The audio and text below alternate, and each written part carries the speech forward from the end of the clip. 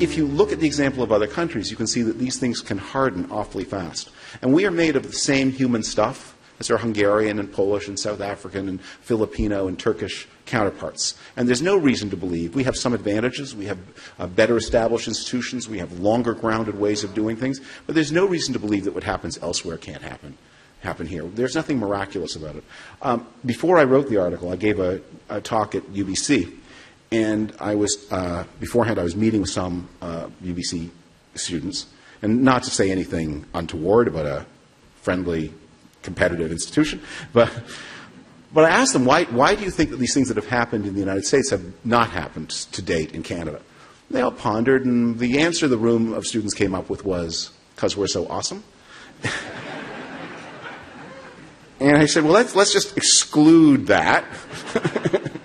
Any other ideas? But that belief that we're more awesome than other people is a belief that is not a distinctly, I mean, they may have it more intensely in British Columbia than in other parts of the world, but it is a natural human self-flattery.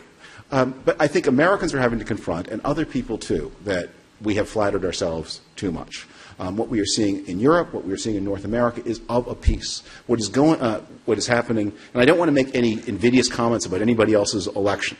And I know Brexit was very complicated, but these movements of rejection of established institutions in favor of a plunge into the dark, that because people believe that what they have is so terrible and so dangerous and so unacceptable that they will take almost any risk in order to try something else. That is a spreading idea, and no one should believe that his country or her country is exempt from it, because the evidence is that no country has been, and therefore no other country will be. What can correct all of this is the action of individual people. One of the things that is really striking to see about the Trump campaign is how much it is a judgment on the quality of citizenship of the electorate.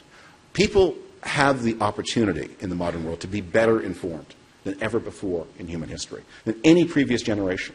And yet so many choose to be worse informed, to accept lies, and not only lies, but obvious and crude lies. People have a chance to participate in a society that is potentially more connected one to another than any society in the history of the world.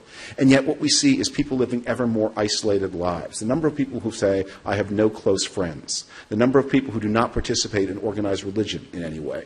The number of people who live alone. All of these things are at all-time highs, at least insofar as we have statistical records. And one of the things we've learned in this year is the people who answer those questions, who are solitary, are precisely the people who are most vulnerable to the appeal of these kinds of movements.